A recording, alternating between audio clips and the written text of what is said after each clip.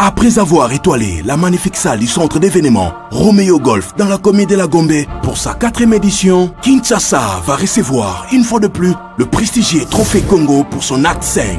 Préparez-vous pour très bientôt être prêt à vivre ces grands moments de fortes sensations avec la méritocratie par excellence. Restez toujours positif car l'œil de la méritocratie vous observe sans relâche. Trophée Congo, symbole de grandeur et la voie de l'élévation. Trophée Congo, l'ambassadeur de valeur.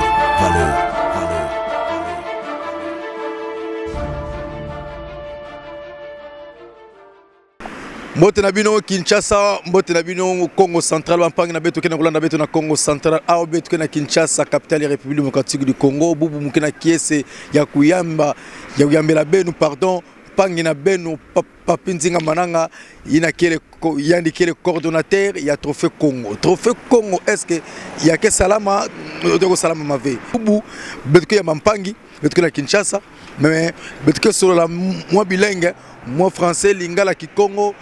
Sans battre l'union se baba kusa ni betke tout babubu yai en direct ya ville ya Kinshasa sans plus tarder papinzinga mananga ya ozwa tige pour former le Trophée Congo. Mais on est dans ce moment là. Oui, naza babu Trophée Congo autour de ça la matin. Ah, et ça la matin deni. Trophée Congo déjà confirmé donc et au salam. Donc nous confirmons que nous comprendre date nous comprendre passeport nous les caté nous comprendre qu'est-ce qui ne va pas likonda to ngi erango ngolubaka. Non, likonda te zalika la stratégie fallait to organiser au mois de juin mais au bika que Congo Central ezaki na ba événement donc il fallait que cela un événement né les cas parce que au bika mabele soki moi mutu eza il faut que zelana no moi kimia le rôle les aki période ya ba élection banini yango to memi yango na mois de juillet donc à partir déjà le micro na yo nazo confirmer que la soirée des galas de remise des prix à Trophée Congo ezali le dimanche 28 août 2022 oyo donc dans 2 mois événement et kozala na Romeo Golf. Donc on confirme la salle aujourd'hui. Donc dès que je vais ça ça la mettre dans l'émission donc directement inde na ko futa caution ya salle malamo makamwe bandi. Nangi o expliquer batu mususu bazuli bako tala lelo que l'émission ngai likanisi Trophée Congo et utela ki wapi poto komuna ba mwana mboka to mona bandula war to mona ba trophée et belé trophée qui trophée 100% bopeto ya ndeko nga osé bandeko belé ba sali ba idéologie na sikoyo likanisi et uta wapi et puis première édition bandana na nini. Première édition bandana 2017, deuxième édition 2018, troisième édition 2019. 2020 édition de ça qui année passée à 4e édition il fallait ça en 2020 mais oui le Covid y a gobe ça ma solo na ma répétition ya ba vague et ça là que to perdre 2020 to ça là on a 2021 juste dans mois de décembre et la boule c'est-à-dire que c'est un constat to ça là qui na groupe ba master to mona yi que ba valeur Congo o ils ont incarné biso uta Congo d'antoti là et ba negi sous que c'est ko se manifester entre kati na biso ba Congo ba koma ba kuluna ba Congo ba koma ki na ba valeur mo oyo biso to ezali na culture na biso te alors to vanda ki to baki non on doit revaloriser cette valeur là on doit revaloriser l'homme au Congo à travers ces valeurs qu'il incarne depuis le royaume Congo depuis nos ancêtres sans yo contredire ngaité mu Congo même attends ok na ba Équateur ba Lubumbashi ba Kasai so ba moni mu Congo ba lobake tata oyo ali mu Congo ali moto ya respect à luzitu ali mutoko alinga makambo te a muto azali tout droit mais lelo mu Congo akoma na muto ba nyoka donc c'est à dire que to hérité ba culture oyo ya bisoté na domaine nyonso na ko rappeler sur le moko le royaume Congo avant même l'arrivée de l'homme noir était le royaume le mieux organisé. Royaume Congo ezaki na ba province, ezaki na ba gouverneur. Royaume Congo roi nango na partie ya Mbanza Congo. Alors ça ba itinérance, wana kutu mundele na yé na makambo gestion te. mais le royaume Congo est déjà bien géré. Le mieux organisé en Afrique, dans le royaume Nyons, dans l'empire Nyons. Ça signifie que tout ça déjà dans valeur na biso ya bonne gestion, il y a un monde ba kasafu balanda, ti lelo mutagalakaya zate. Alors tout le monde qui va valeur on est bebaki. Alors il fallait to répertorier, to refaire répertoire de valeurs référentielles afin que jeunesse na biso ezo mata et landa et tikapi banzela. Alors il y a un monde qui to créer qui eloko wana mais zakina na moi rayon moko restreint parce que ba moyen moni pour ça ba investigation ko ya Kinshasa o kende boma mwanda neti dernièrement na wuti na luozi ko compléter kaka ba élément mususu o bato po bato bazaka na terrain ngana ke na récolter na ye nango na dernièrement zaki na mwanda zaki na boma chez la kane mutetikali et puis partout mbanzangu Kinshasa d'ailleurs kutu ozomona ke senga ba moyen belé yango mona to sayeka na moi rester mais lelo yo to déborder toke na Angola, toke Brazzaville, même diaspora ya ba Congo pe baza déjà concerné. Oh. Ah, donc on a une conférence de presse non déjà le belay les fils peut ba Dubaï tout consort ba président président Laurent où est maison la Perle, ba te déjà comme déjà oui donc ça dit que non seulement il y a cause à la primée, mais aussi dans le cadre il y a partenariat, il y a accompagnement, il y a sponsoring. Donc un Congo qui se trouve en dehors du pays, qui vit en dehors de la province du Congo central, peut participer à cette grande fête culturelle pour promouvoir la valeur nabiso. Alors, et ça pour le Congo parce que trophée Congo, le mot Congo ne signifie pas seulement le peuple Congo, mais c'est un état d'esprit. Il y a qui incarne de valeurs. Alors, les valeurs peuvent être, les valeurs peuvent observer, peuvent incarner par une autre personne d'une autre communauté. Alors, si vous avez repéré que non, vous avez il y a eu un solo penza ou Congo pena bazala nango. Vous voyez que Congo les trois pouvoirs autres na kala, ezali Nzinga, Tchaku et Vunda. Tchaku ezali lokola pouvoir spirituel. Nzinga pouvoir politique. Au Moussouane, il y a pouvoir, il y a science, il y a créé le premier scientifique, il y a RDC Tango Mundela qui est au Congo. Donc c'est Valère Nyo c'est bandaka na Congo, premier président au Congo, Makamutu Congo, premier parti politique au Congo. Oh c'est la mobilisation et senga lipanda ba Congo, Makamutu ba Congo, mais lelo ba Congo bazonga sima na Makamutu. Même la poste politique bazonga sima. Alors il faut récupérer sika wana. Ba Valère wana faut révaloriser yango, tout ça la promotion nango à travers Trophée Congo. Mais constamment on a sali ba Congo ba mitia comme bien pour Trophée Congo ozo souffrir makasi ce que ça là qui banana biso o Trophée Kasai o Trophée au Katanga mais a pour moko bazo chayo mais ozo souffrir tena mama mbongo ba organisation apparemment ozo souffrir ozo kota mais ba Congo bazo kabate bazo fonga mate moi musala ngosala bien été mais kayo mutal bazo primer bango. On a constat on a salle. Non, on a constat aussi le temps que journaliste, investigateur, peut-être bon, nous avons constaté. La vérité, mais du moins, le trophée Congo n'est pas lié à l'argent. Pour ça, ils ont encore pour un bon. Aïe, papa, mais est-ce que nous allons ça la salle ou le n'engeni, bah trophée on sait ça on n'engeni. Donc, est-ce que ça le on a poche? Donc, en fait, c'est quoi? Tout ça, j'ai un sponsor au Bazali, mais bah Congo peut bazo accompagner trophée Congo Bazali.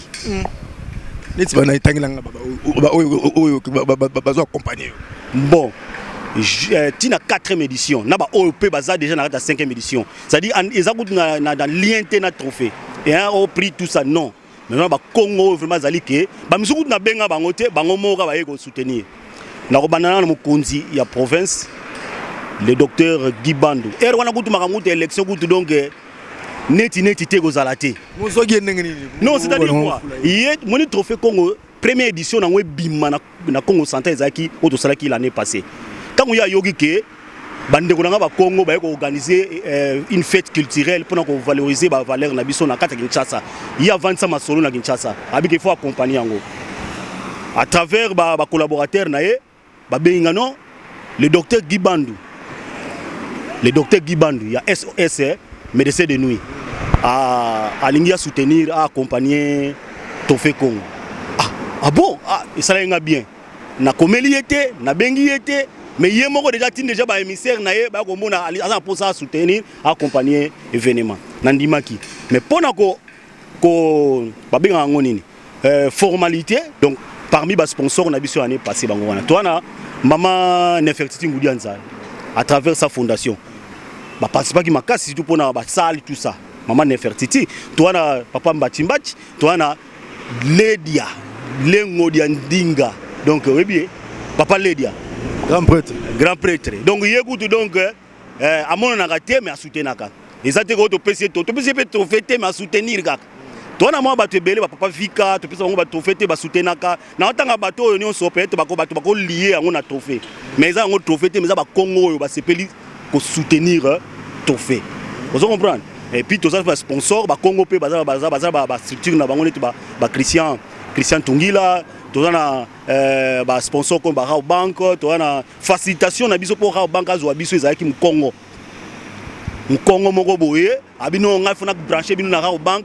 pour to comment ba répondre à té to comment na ba société belé ba répondre à té mais mu Congo mo ko no nga na ko yede bino fo Rao Bank azo bino allez asali pe makamna donc wa vita ya ba Congo baza belé na ba société belé mais balingo soutenir biso té mais yé pendant l'accès quand même qui mu Congo na ye non wa vita ya za sokutwana a soutenir Rao Bank lelo partenaire sponsor officiel ya trophée Congo toi na ba Sogaz donc société ko lamba na elengi ko lamba na pete donc kaka toujours Congo za kotoana a simbela masolo abi non ya trophée Congo faut ya ko soutenir sponsor toi na ba tebele toi na ba sponsor ebele toi na ba radio Top Congo ya Christian Lusakweno donc mu Congo toi na Mbouela Lodge ya Antoine Gonda Mangalibi ambassadeur mu Congo toi na ba tebele toi na RTZ ya honorable Papi Mantezo le radio télévision na ye tout ça na Hôtel Dom ya Georges Ndombas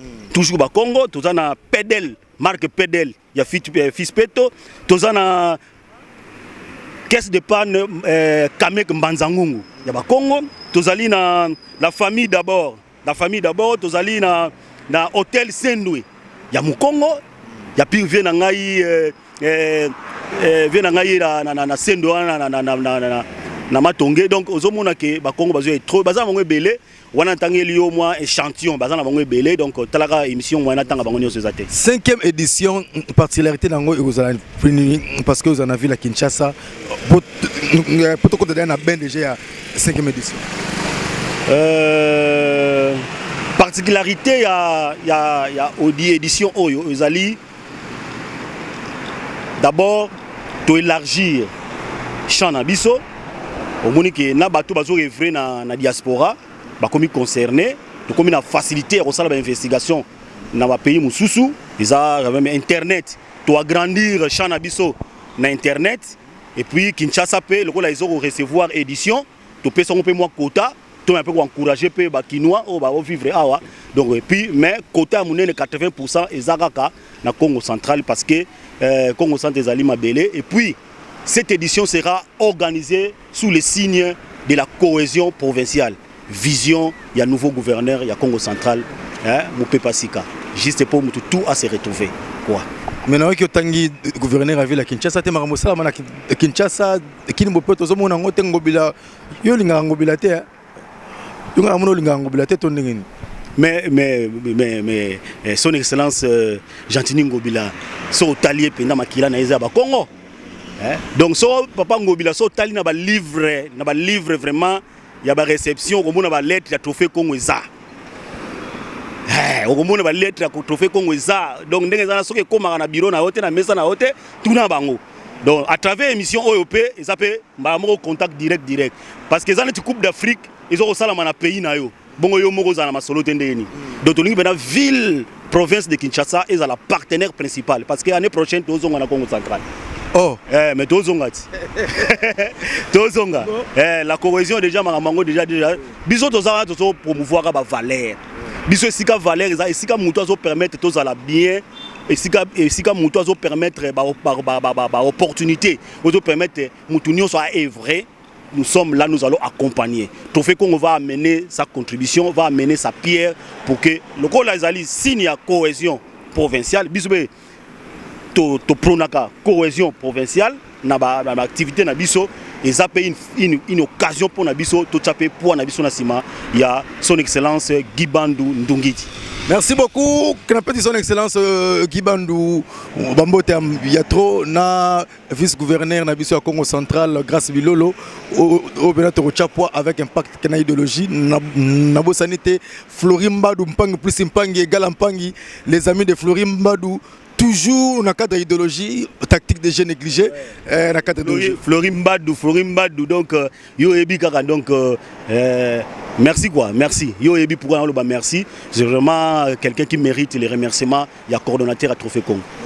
Merci beaucoup to comme na souka peut ça contact numéro na yo batu mususu ba tala Trophée Congo na musika ba bangaka ah bisoté ngana mukongo te quelqu'un va soutenir te mais or que Trophée Congo ça comme état d'esprit lelo yo soki mutu aza libana na diaspora ba tala biso partout dans le monde na minute ba contacter yo ndenge ni po mutu mususu alingi ne kuta nominé te mais achara pour Trophée Congo et réussir ou bien moi fondation na EP et participer même na Mayapio même na transport à journaliste logistique nabi que de côté il y a comme trop de déplacer ba journaliste de Congo central coller na bango ba logement et puis mikolo moi fonctionnement moi trop contacter yo na ba numéro ni pour na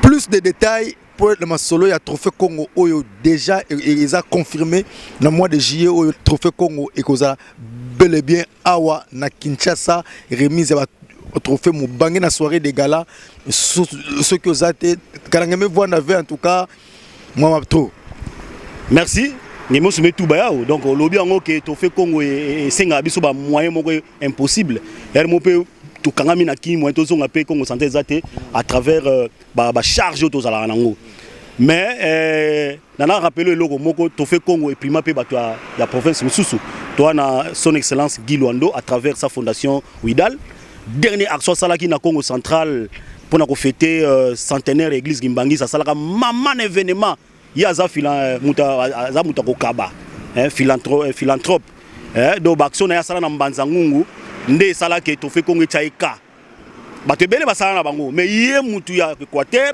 ay ko sala maman événement a libéré plus de 40 mamans césariennes et puis dans l'hôpital en Sonankulu et puis à soutenir ba famille oyo ba bungisa ibanda kuna bando mbula mo ebe na 2018 na Mbanza 2019 na Mbanza ngungu plusieurs morts plus de 27 morts à soutenir ba famille on a pour bazota sika ko lala tout ça et puis à soutenir ba étudiants ya ICA maintenant on rappelle que c'est l'instance peut-être tant commis ministre Obosani au laka ba na ICA bis donc bana yika babina rappeler yango rata bango mais bike masolo so kokisa ngo ezala bien to nani Denis Kambai azwa trophée donc c'est à dire que ezaka pona ba Congo te ba so incarner ba valeur ba Congo Denis Kambai yaki ko sala action moko ya na Congo central ya ko réconcilier ba jeune ba bundara ba sona na ba internet ko finga ba kolo tout ça ya ayaki ko sangisa bango ezaki action moko to o biso moko ba Congo ba mbuta na biso ba ko sala te ko sangisa te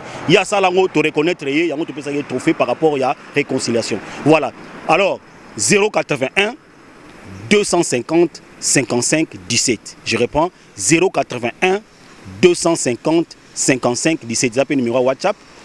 Deuxième numéro 089 765 17 17 089 765 17 17 pour notre sponsoring pour notre partenariat vraiment bobengi to sololi yo to pesio visibilité marketing d'attaque panneau géant au Rosala société na yo entreprise na yo et puis fond de scène na kat événement donc soukana masolo. Merci beaucoup. En tout cas, tu comme Nabiso na Souka, en tout cas, bah Talibiso partout dans le monde. Nous Nabiso Papinzinga, Azali coordonnateur à Trophée Congo, il faut tout chayer poids qui a dit que Congo Tchara ndeko na poité.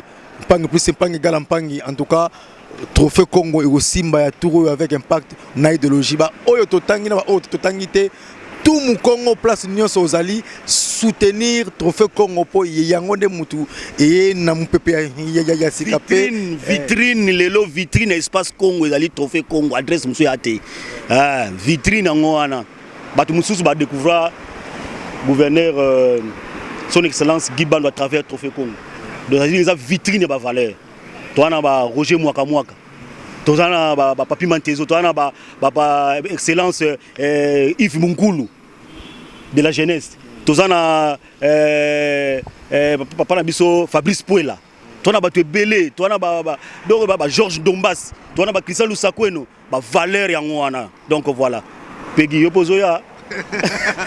Merci beaucoup est-ce que tu salon musala micro Christian Botey merci beaucoup président Laurent la perle na niveau ya Dubaï Yannick le cœur du chef en tout cas. Merci beaucoup Nazoya Dubaï. On a le fils Peto. Trophée Congo Yango Yokutu déjà partenariat mais il faut ma solo ce que va dans les sous-suppos yo yebi par rapport avec impact na idéologie.